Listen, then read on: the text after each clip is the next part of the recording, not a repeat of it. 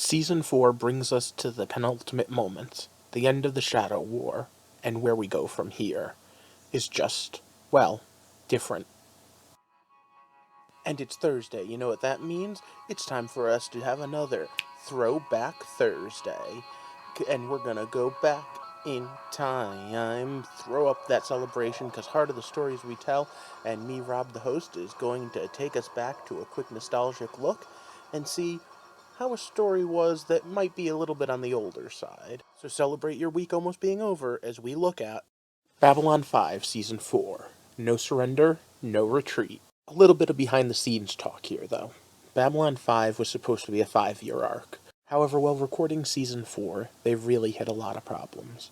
It had already jumped stations, there were already timing zone problems, and most of all, there was a very real chance he was never going to get to finish his arc.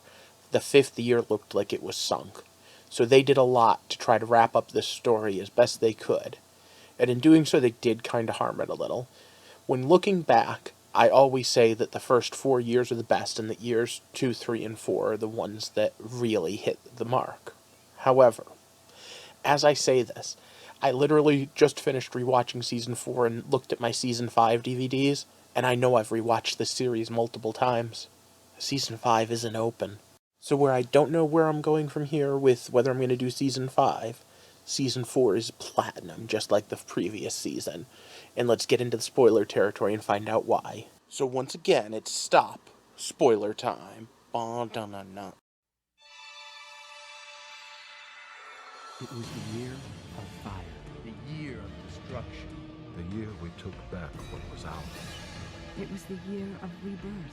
The year of great sadness. The year of pain. And a year of joy. It was a new age. It was the end of history. It was a year everything changed. The year is 2261. The place, Babylon 5. So like I said, the first handful of episodes are handling the Shadow War. So they have to wrap it up rather quickly. But the way they do it is amazing. Remember last year, the whole episode ended with Sheridan being dead, Garibaldi being abducted, and who knew what was going to happen next? Well, what happens is, there's this guy in the pit at Zahadum, and he's not one of the first ones. He is the first one. When life first emerged from the universe, not everything died. And as such, he was literally the first sentient species to walk out of the primordial ooze. And he's been watching and waiting, and he extends Sheridan's life, healing his wounds, but only for a short period of time. Only 20 years. We'll get to that at the end of the season. And then we continue on, and he comes back with the most badass speech.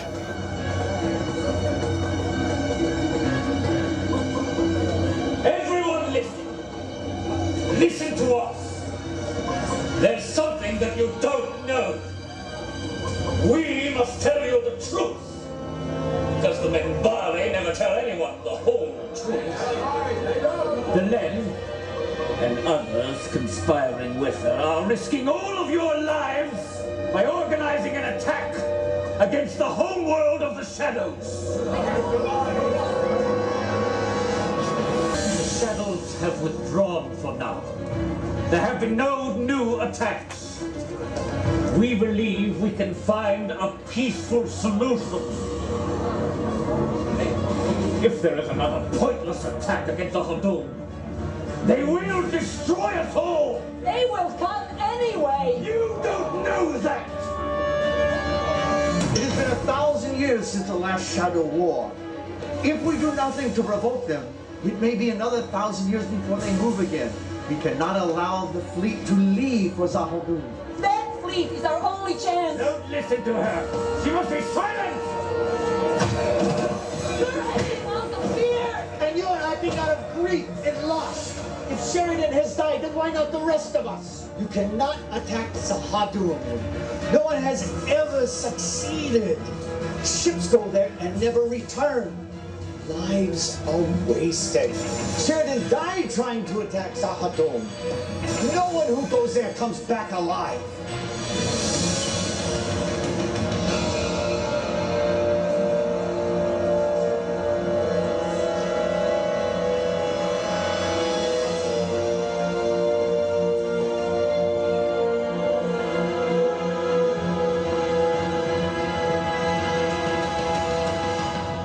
Captain.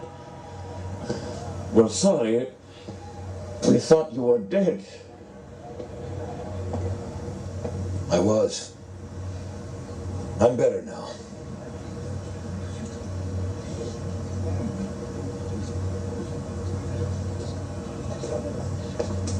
The ambassador is correct. I went to Zahadum.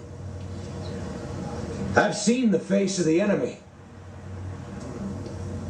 They're not gods and they're not indestructible. I've fought them and I've killed many of them. And I've survived. There is a way out of this. A way to stop this insanity once and for all. And Galen's fleet is a start. Now we have to build on it. Together we will form the largest fleet in history. Not just for a battle, but to change the shape of the galaxy. Not just for ourselves, but for our children. And our children's children. You tell your governments that the only man to survive Zahadum sends this message. We can end this, not just for now, not just for the next 1,000 years, but forever. I stand before you as proof that it can be done.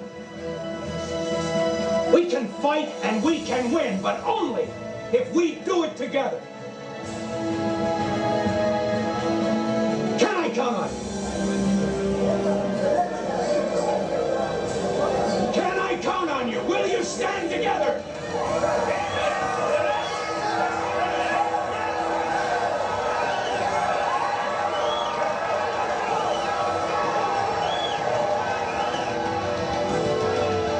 The pacing is breakneck. From that point forward, pretty much every moment on screen is building and building. Because you see, they need that big fleet. And they need to put together their team because the Vorlons have planet killers and the Shadows have planet killers. And there is, I mean, I could go on and on. There's this whole sub-story with Londo needing to get all of the Shadow influence off the planet before the Vorlon planet killer will destroy them. The Shadow killers are killing everything. The White Stars, I mean, it's just all-out war. And there's nothing they can do. Because remember, Vorlon ships, Shadow ships, they've got 1,000 years of advantage on them. But Sheridan has a plan up his sleeve. And it's pretty batshit crazy if you want to know the truth. But hey, aren't most of his plans? See, Sheridan's realized that the Shadows and the Vorlons are two sides of the same coin. Chaos and order, peace and light, darkness and intrigue. The questions they ask, who are you and what do you want, is showcasing the fact that they'd lost their way. When the other first ones left, when the ones that were long older than the Vorlons or the Shadows, they left the youngest of their races to look after the next group of races, which would be the Minbari, the Centauri, those. And they were supposed to help them, guide them. But they had this big disagreement. See, the Shadows believe that chaos and war helps you push ahead, and the Vorlons believe that order and structure and doing what you're told pushed you ahead. And both of them got to the point where they not only were arguing, they were going to war. And you see, they didn't start out truly being at war. They started out just saying, I want to prove I'm right.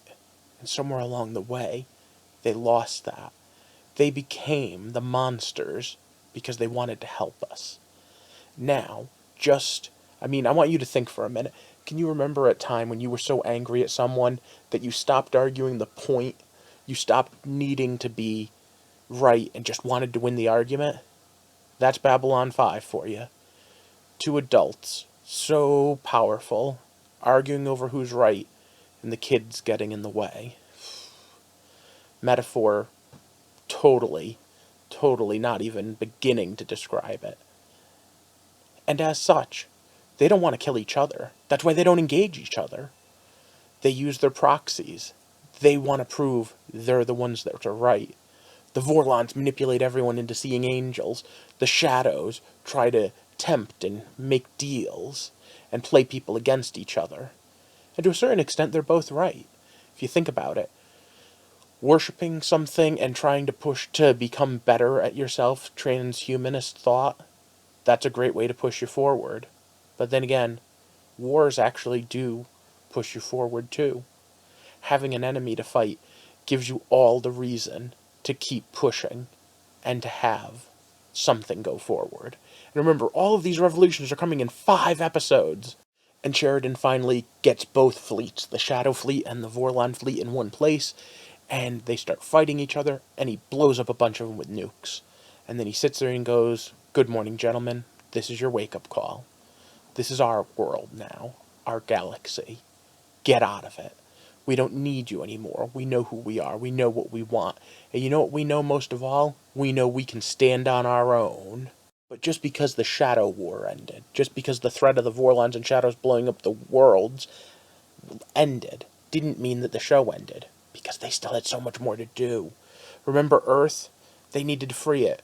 Remember, the Centauri at this point are basically slaves of the Shadows' old allies. Remember, there's 100,000 little tiny plots that need to be picked up, and all of it still involves battle and war. And then, as we push through, as we liberate Earth, we get what might have been the last episode of the series. Specifically because they didn't know for sure if there was going to be another season. So they do it like an epilogue. It takes place a long time in the future, and it's actually kind of funny, because they bring back a hologram of Garibaldi who at some point had downloaded his mind, and they use it to try to explain what happens as the Earth slowly is dying, as the sun is about to go supernova. And we see that we, humans, have evolved into a Vorlon-like race, an energy race. And that at the end of the day, the dream of the Babylon stations came true. A galaxy evolved, a galaxy with peace, a galaxy that got to become what it should be. System has finished processing and archiving records for a period of 1 million years from initial scanning date. Instructions. Our job is finished. Convey records to New Earth. Confirmed. Use enhanced tachyon sequence to ensure arrival in time for the celebrations. Confirmed. Note, atypical solar emissions increasing in intensity.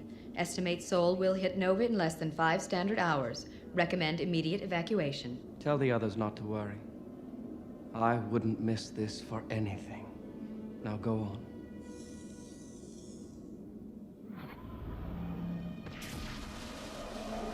This is how the world ends.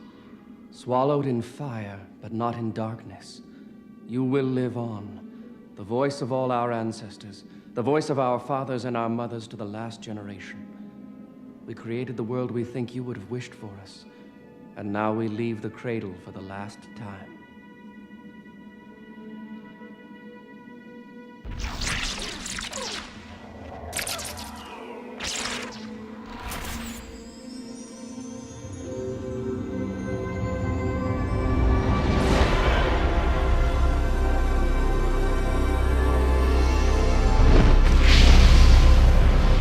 Now, there's lots of little moments that I could still pick out as awesome moments. But you know what? You guys just go and watch it if you haven't already.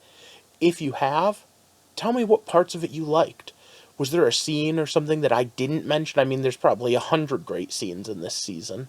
I had other speeches and other scenes from the show I was going to cut into this episode, but I'm holding on to those, because for the month of September I'm doing a whole series on pacing, and some of these have some really great moments to study out the beats of. I hope you join me for those, and if you liked this video and others, hit the like and share button, because I don't know if I'm going to do Season 5 or not, and seeing how many likes I get on this will help me decide. And of course, hit that subscribe button if you haven't already, because so far Throwback Thursdays has been one big love letter to J. Michael Straczynski's Babylon 5, but I'd like to make it a whole community project. I'd love your input. Are there shows or movies or novels or something from the past that I should be talking about? Let me know. And in the meantime, I'm going to keep looking. Like I said, pay attention to my Sunday videos. They're going to be all about the pacing of stories. For now, I'd like to thank you for walking with me through the heart of the stories we tell.